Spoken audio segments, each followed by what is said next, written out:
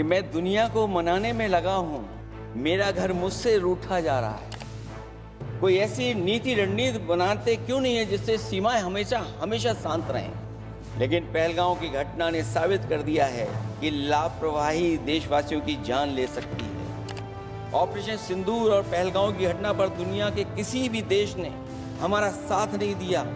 ये हमारी विदेश नीति का संकट काल है। अभी बोलूंगा मैं, माननीय, मैं बताऊंगा, मैं उस पर ही बोलूंगा। माननीय सभापति, मैं धन्यवाद देता हूं आपको कि आपने मुझे बहुत महत्वपूर्ण विषय पे बोलने का मुझे मौका दिया। अभी मैं तमिलनाडु के डीएमके की माननीय सदस्य कानिमोझी जी को मैं सुन रहा था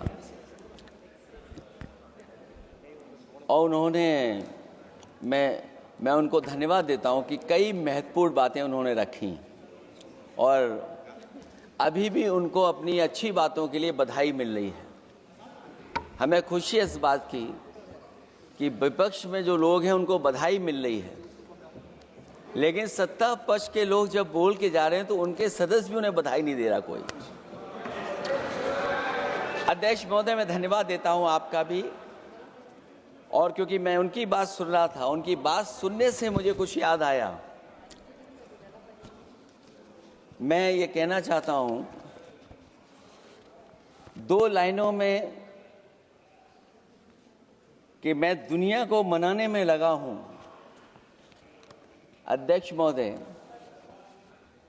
मैं भारतीय जनता पार्टी के लिए बता रहा हूं ये लाइनें कि मैं दुनिया को मनाने में लगा हूं, मेरा घर मुझसे रूठा जा रहा है। मैं दुनिया को बनाने में लगा हूं, मेरा घर मुझसे रूठा जा रहा है। अध्यक्ष महोदय, बात शुरू करने से पहले मैं सबसे पहले भारत की सेना, उसका आभार, उसका धन्यवाद देना चाहता हूं। दुनिया में साहसी फौजों में गिनती अगर होती है तो हमारी भारत की सेना सबसे आगे दिखाई देगी। उनके पराक्रम पर, उनकी वीरता पर, उनके अदम्य शौर्य पर हमें सबको गर्व है। कोई ऐसा भारतीय नहीं होगा जिसको गर्व ना हो। हमें अपनी फौज पर गर्व है और हमें इस बात के लिए भी गर्व है कि जब सेना ने अपना ऑपरेशन शुरू किया तो पाकिस्तान के जितने भी टेररिस्ट कैंप थे उन पर अटैक किया गया। न केवल पाकिस्तानी कैंपों को नष्ट किया गया, बल्कि पाकिस्तानी जो एयर बेस है उन तक पहुंच गए, उनको भी नष्ट किया, ध्वस्त किया। और जब हमारी फौज पाकिस्तान को हमेशा हमेशा के लिए एक पाठ पढ़ा सकती थी, एक ऐसा संदेश जाता कि भविष्य में पाकिस्तान कभी ये हिम्मत नहीं जुटा पाता। और ऐसा भी लगा हम लोगों को, क्योंकि अध्यक्ष महोदय, जब हम बड़े बड़े राष्ट्रीय चैनलों को देखते हैं तो उन चैनलों से ये लग रहा था कि कराची हमारा हो गया है, लाहौर हमारा हो गया है। किसी चैनल ने किसी को ये भी बताया कि हमने उनको पकड़ भी लिया है। जो कमेंट्री, जो विजुअल्स थे, वो ऐसा लग रहा था कि अध्यक्ष महोदय अब पीओके हमारा हो जाएगा। हालांकि सरकार के इंजनों को मैं टकराता हुआ देखता हूं। हो सकता है ये मेरा भ्रम हो, लेकिन पीओके के मामले में सभी इंजन हमें एक दिखाई देते हैं। और जहां पीओके पे पहुंचने तक की बात थी, कुछ लोग तो पीओके पर ये कह रहे थे कि हमारा कब्जा हो जाएगा, 6 महीने का केवल हमें मौका मिल जाए। ये अफसर सरकार आखिरकार पीछे कैसे हट गई और क्या कारण था कि सरकार को सीज फायर का ऐलान करना पड़ा? अध्यक्ष महोदय, हमें उम्मीद थी कि सरकार सीज फायर करेगी, सरकार ऐलान करेगी, लेकिन इनकी मित्रता बहुत है, बहुत गहरी मित्रता है, और उसका परिणाम यह है कि इन्होंने अपने मित्र से ही कहा कि आप ही सीज फायर अनाउंस कर दीजिए, हमारी कोई जरूरत नहीं है, हम सीज फायर आपसे ही स्वीकार कर लेंगे। आखिरकार किस दबाव में ये सरकार स्वीकार कर रही है? वैसे तो अध्यक्ष महोदय, आज जिस विषय पर बोलने के लिए मैं खड़ा हुआ हूं, दरअसल वो विषय होना ही नहीं चाहिए था। ये दुर्भाग्यपूर्ण है कि आजादी के इतने साल बाद भी ऐसे मुद्दे बने हुए हैं। ये बात अध्यक्ष महोदय पक्ष विपक्ष की नहीं है, देश की सुरक्षा की है, जनता के जीवन और रक्षा की है। हम सब मिलकर के कोई ऐसी नीति रणनीति बनाते क्यों नहीं है जिससे सीमाएं हमेशा शांत रहें। लेकिन पहलगांव की घटना ने साबित कर दिया है कि लापरवाही देशवासियों की जान ले सकती है। और अभी जब मैं सुन रहा था और बहुत ही उत्तेजित भाषा में जब जवाब मिल रहा था, उत्तेजित भाषा इसीलिए बोल रहे हैं कि जनता सम्मोहित हो जाए, जनता स्वीकार करने लगे। लेकिन सच्चाई ये नहीं है। आप कितना भी उत्तेजित बोलें, देश की जनता समझ रही है। ये सही है कि जनता के इमोशंस का लाभ आप उठा रहे हैं शासन करने के लिए। जनता का इमोशन का लाभ उठाती है सरकार। मुझे याद है कि जिस दिन पहलगाम हमला हुआ, उस दिन वहां का हर पर्यटक पूछ रहा था, जो पर्यटक पूछ रहे थे कि खतरों के बीच मेरी रक्षा करने वाला कोई वहां क्यों नहीं था। आखिरकार ये सबके मन में सवाल यही है कि जिस समय घटना हुई, आखिरकार उन्हें बचाने वाला कोई क्यों नहीं था। और जो सरकार ये दावा करती है, 370 के बाद ये कहा सरकार ने कि भविष्य में कोई आतंकवादी घटना नहीं होगी, वहां टूरिज्म बढ़ेगा। जितने लोग वहां गए वो सरकार के भरोसे पे गए थे, वो सरकार के आश्वासन पे गए थे।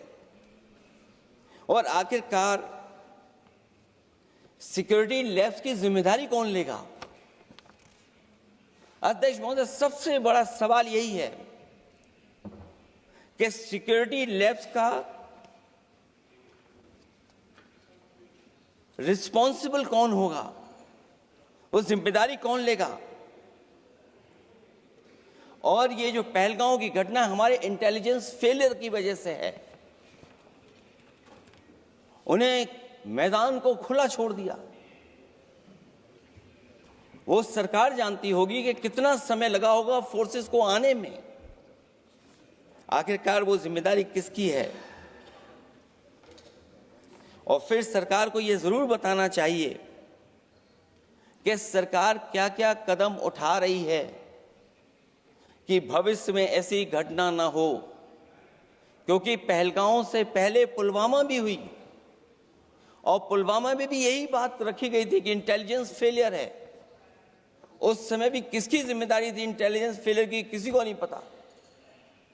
और अगर इंटेलिजेंस फेलियर पहले था तो पहलगांव में भी वही इंटेलिजेंस फेलियर हम लोगों को और पूरी देश की जनता जानती है आखिरकार जिम्मेदारी किसकी बनती है। जो लोग बड़ी बड़ी बातें कर करके चले गए, कम से कम देश के सामने एक सबसे महत्वपूर्ण सवाल, उसका जवाब सरकार की तरफ से आना चाहिए। क्योंकि हमारी सीमा पर जो सुरक्षा है, जो रक्षा करने वाले हमारे सेना के लोग हैं, वो हमारी सीमाएं सुरक्षित रखते हैं। लेकिन हमारे भारत का क्षेत्रफल क्या है,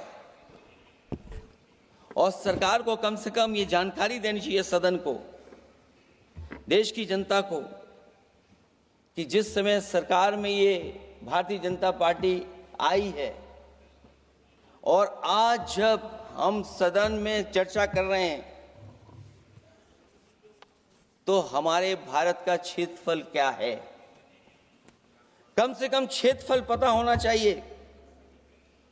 क्योंकि जब हम सवाल पूछते हैं, और जो सवाल पर्यटक पूछ रहे थे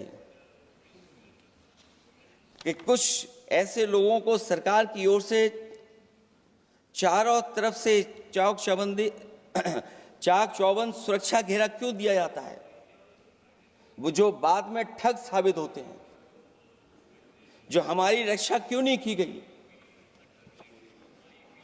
पहलगाम के दूसरे दिन की जिस तरह की राजनीतिक कार्टून, क्योंकि जिस तरह का लाभ लेना चाहते हैं भारतीय जनता पार्टी के लोग, हम सब ने देखा कि पहलगाम के दूसरे दिन ही जिस तरह का राजनीतिक कार्टून भाजपा के ऑफिशियल हैंडल से पब्लिश किया गया और हमारे द्वारा घोर आपत्ति किए जाने पर हटाया गया, उसने साबित कर दिया कि भाजपा के लोग भी जानते हैं कि दुख की इस घड़ी में उन्होंने देश की भावनाओं के साथ बेहद शर्मनाक खिलवाड़ किया है।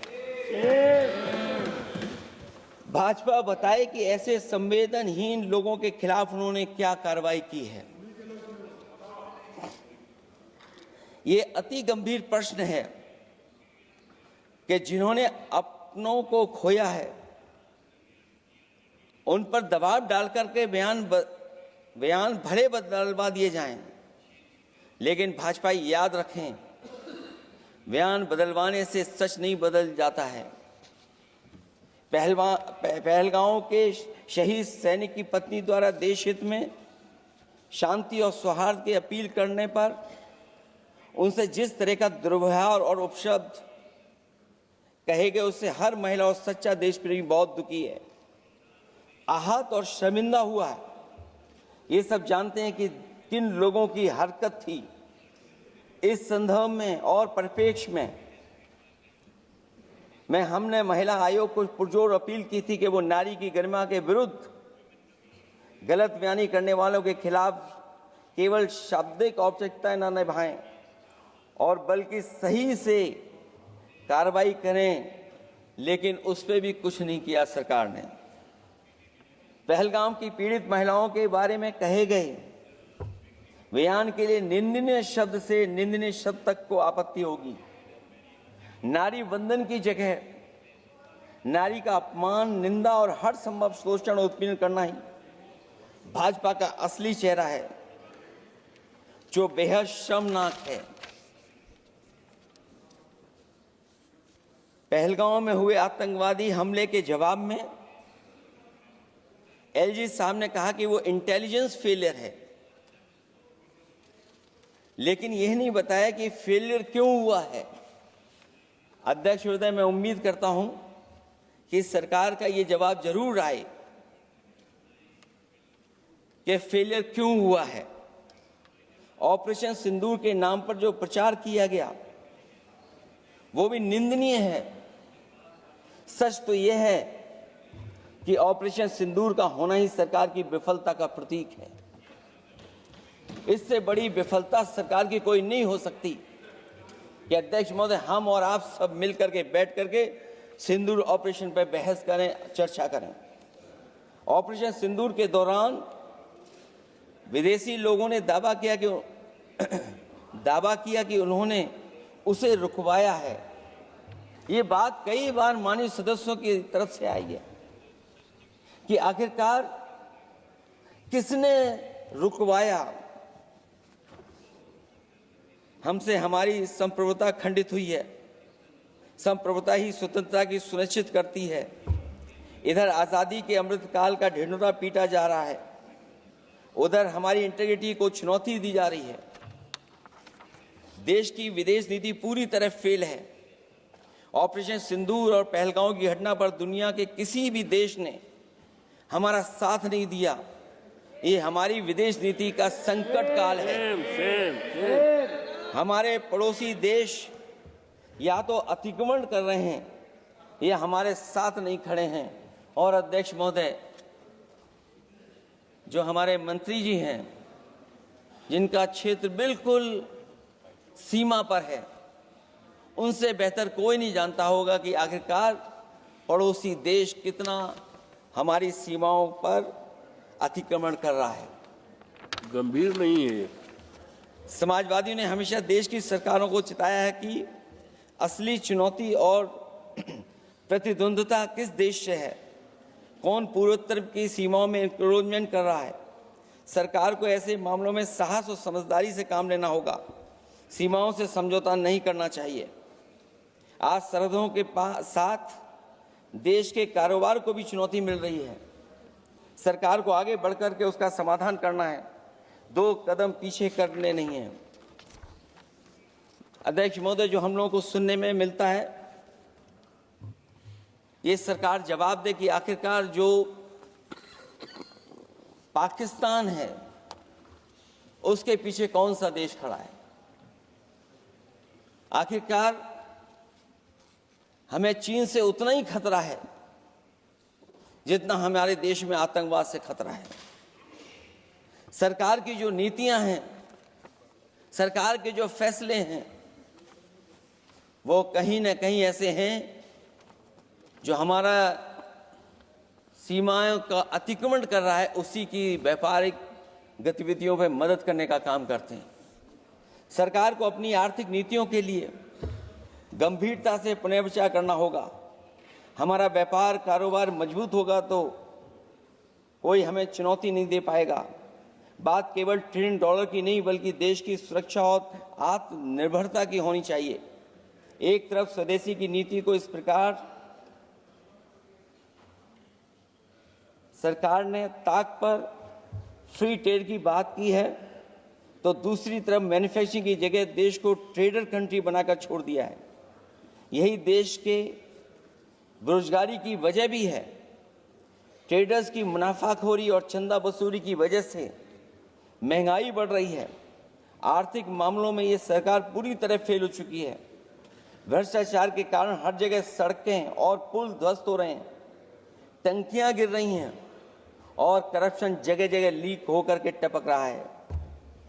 मैं ये जरूर कहना चाहूंगा इस समय पर कि कुल मिलाकर सरकार को अपनी राजनीतिक, आर्थिक और सामाजिक नीतियों के लिए एफआईआर जरूर करना चाहिए। सरकार को अपनी राजनीतिक, आर्थिक और सामाजिक नीतियों के लिए एफआईआर लाने की जरूरत है। वो हर बार ये कहकर नहीं बच सकती कि चूक हुई है, क्योंकि हर बार सरकार ये कोशिश करती है कि इन घटनाओं से बच जाएं हम, केवल चूक कहकर करके। केवल हमारी सीमाएं जो पाकिस्तान से जुड़ी हैं, वहां तो आतंकवाद का हमेशा खतरा ही रहता है, लेकिन जो दूसरी सीमाएं हमारे देश की जुड़ी हुई हैं, उनसे भी हमारे देश को लगातार खतरा बढ़ता चला रहा है।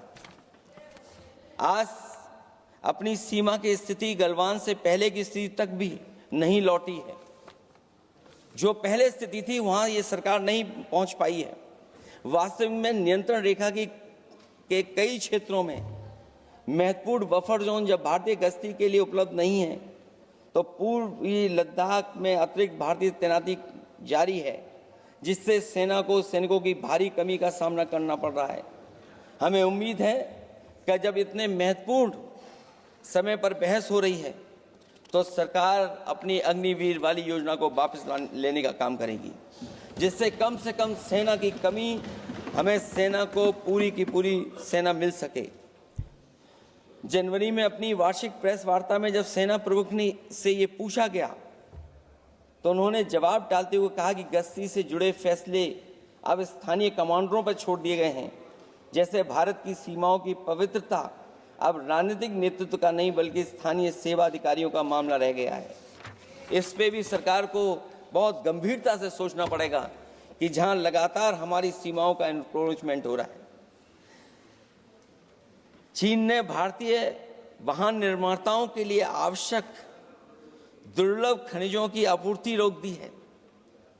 सुना है कि बुलेट ट्रेन प्रोजेक्ट के लिए सुरंग खोदने वाली मशीनें, डीएपी जैसे उर्वरक और यहां तक कि कई बड़ी कंपनियों की रणनीति के तहत उनकी सप्लाई रोकने का काम किया है।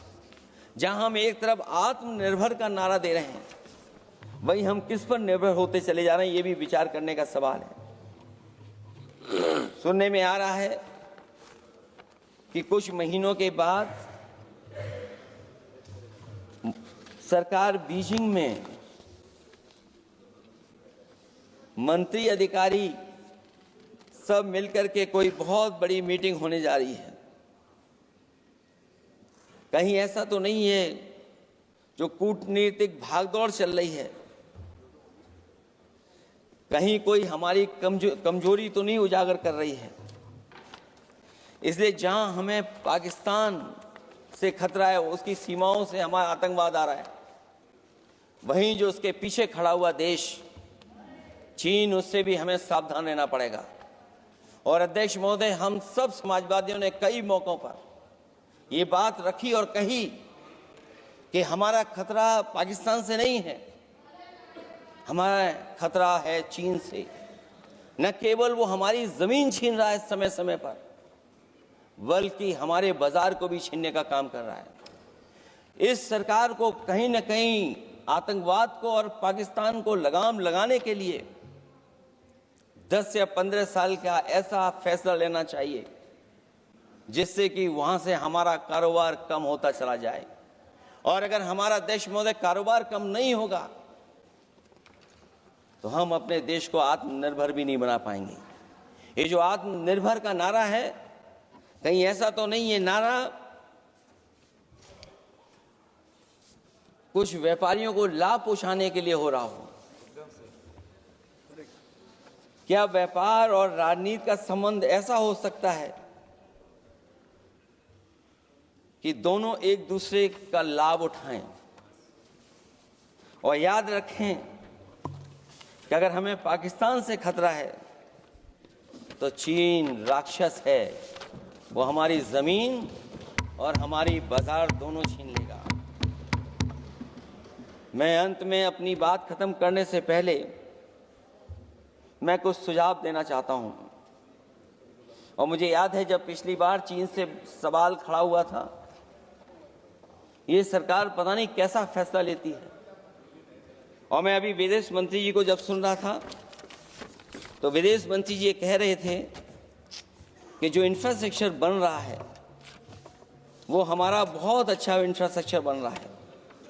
हम पुल अच्छे बना रहे हैं, हम सड़कें अच्छी बना रहे हैं, हम ब्रिजेस अच्छे बना रहे हैं। क्या ये सच्चाई है कि जिस तरह का चीन अपने सीमा पर इंफ्रास्ट्रक्चर बना रहा है, क्या उससे बेहतर इंफ्रास्ट्रक्चर हमारा बन रहा है? इसका जवाब जरूर सरकार दे।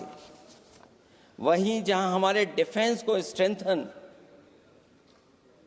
जितना हम करेंगे उतनी हमारी नेशनल सिक्योरिटी स्ट्रेंथन होगी। ये जो बजट लगातार कम होता चला जा रहा है, इस बजट को बढ़ाना चाहिए और कम से कम जीडीपी का 3% बजट डिफेंस का होना चाहिए। और जो बजट डिफेंस का हो वो नॉन लैप्सेबल हो, मॉडर्नाइजेशन के लिए फंड हो जिससे कि लैप्स ना करे और हमारी रिसर्च एंड डेवलपमेंट लगातार चलता रहे।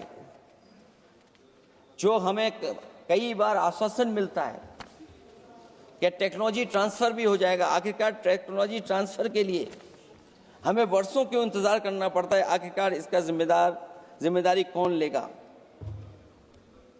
जो डिफेंस प्रोक्योरमेंट है हमारा, वो डिफेंस प्रोक्योरमेंट आखिरकार क्यों नहीं होता है? जहां सरकार समय समय पर डिफेंस एक्सपो के नाम पर न केवल भारत बल्कि दुनिया से ये कहती है कि हमारे यहाँ इन्वेस्टमेंट करें।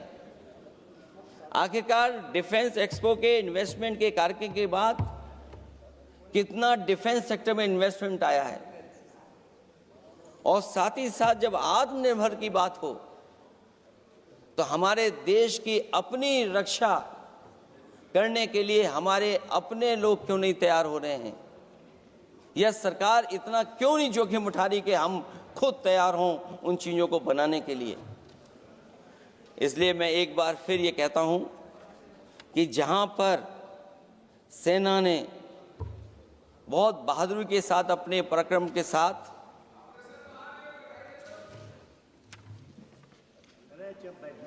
पराक्रम, वीरता और अदम्य शौर्य की जो उन्होंने परिचय दिया, उसके लिए फौज को मैं बधाई देता हूं। लेकिन अभी जब मैं सुन रहा था, ये जो अभी आतंकवादी मारे गए हैं, आतंकवादी मारे जाते हैं, हम सब पक्ष में हैं, लेकिन हर जगह राजनीतिक लाभ आखिरकार कौन उठा रहा है? क्योंकि मैं अपनी बात खत्म कर रहा था, अध्यक्ष महोदय ये पूछ रहे हैं कि आज महादेव ऑपरेशन पे मैं धन्यवाद क्यों नहीं दे रहा हूं। अध्यक्ष महोदय, जिस समय समर्थन की बात आई, पूरे देश के जितने भी राजनीतिक दल हैं वो आपके साथ थे। आखिरकार इनकाउंटर कल ही क्यों हुआ?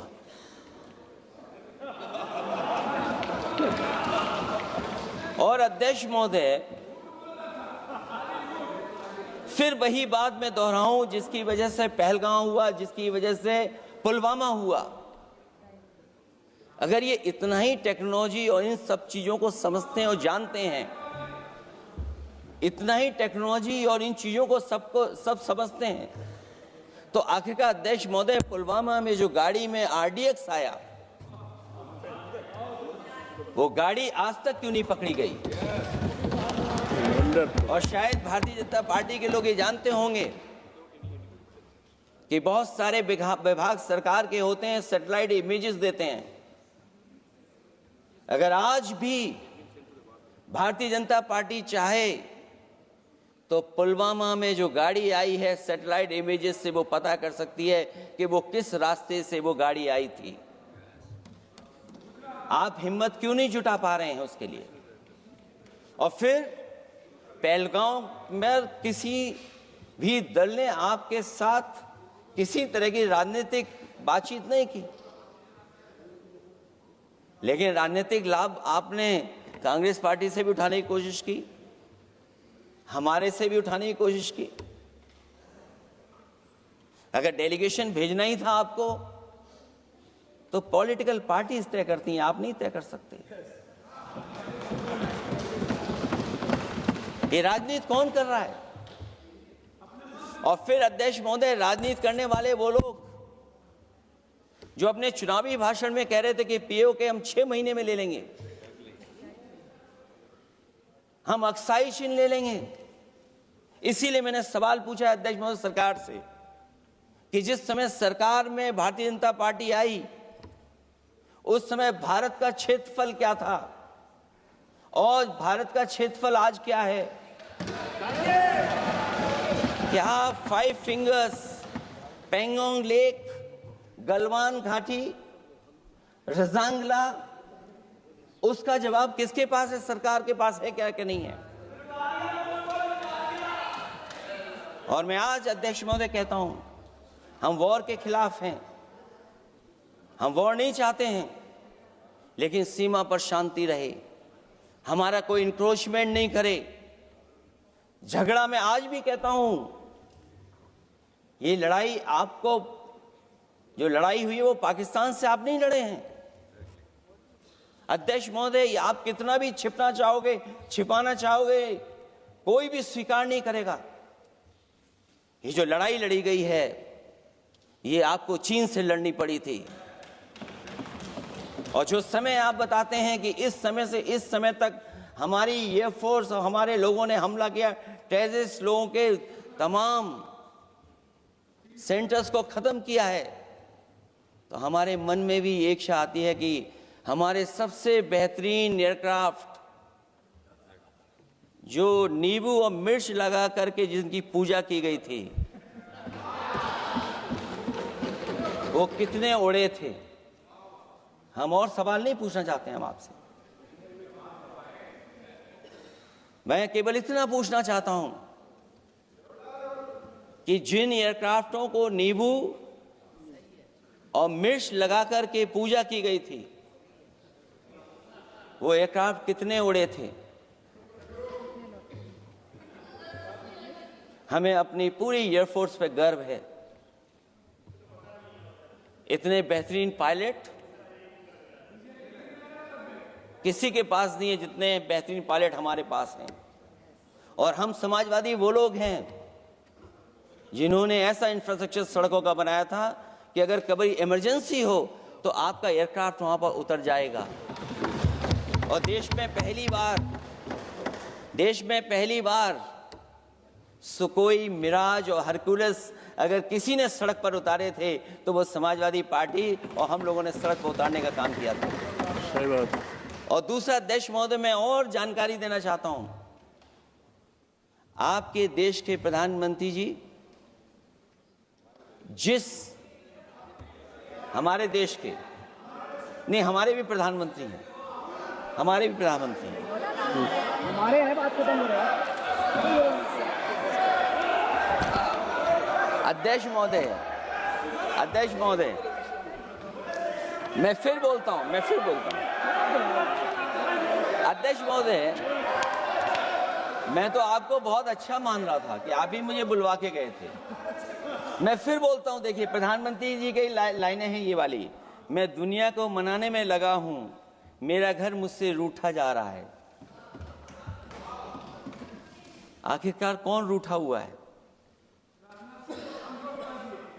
इस देश में जो हमने देखा इतने दिनों में, प्रधानमंत्री जी डिफेंस मिनिस्टर का भी रोल प्ले कर रहे थे। इसलिए जिस सड़क पर हमारे देश के प्रधानमंत्री जी हरकुलस विमान से उतरे थे, वो हाईवे किसी ने डिजाइन किया था तो समाजवादी लोगों ने डिजाइन किया था। यूपी में तो डिजाइन हो गया एक और, लेकिन देश में क्यों नहीं ऐसी सड़कें बन रही जहां पर इमरजेंसी के समय पर एयरफोर्स इसको इस्तेमाल कर सके।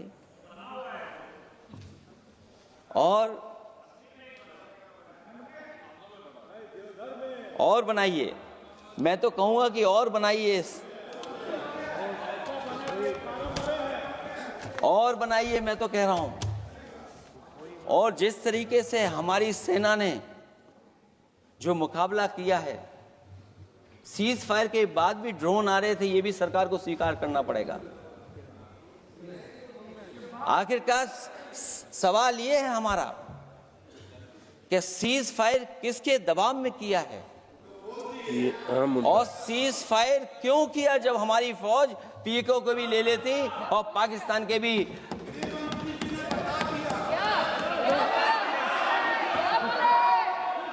अध्यक्ष महोदय,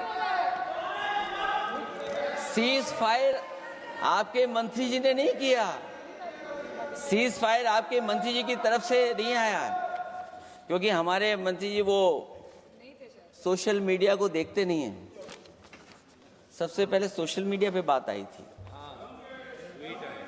आपको 1 घंटे बाद किसी ने पढ़ के बताया होगा। इसलिए अध्यक्ष महोदय, मैं केवल इतना कहना चाहता हूं अपनी बात खत्म करते हुए, आखिरकार इंटेलिजेंस फेलियर की जिम्मेदारी किसकी है? हमारे भारत का क्षेत्रफल कितना 2014 में था और आज क्षेत्रफल क्या है?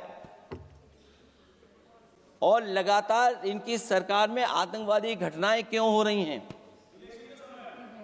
और हमारे देश को खतरा पाकिस्तान से तो है ही है, लेकिन उससे ज्यादा खतरा हमारा चीन से है। आखिरकार चीन से मुकाबले के लिए आपकी तैयारी क्या है? मुझे उम्मीद है कि जब सिंदूर ऑपरेशन पर सरकार की तरफ से जवाब आए तो इन सवालों का जवाब आए। बहुत बहुत धन्यवाद आपका। Well done.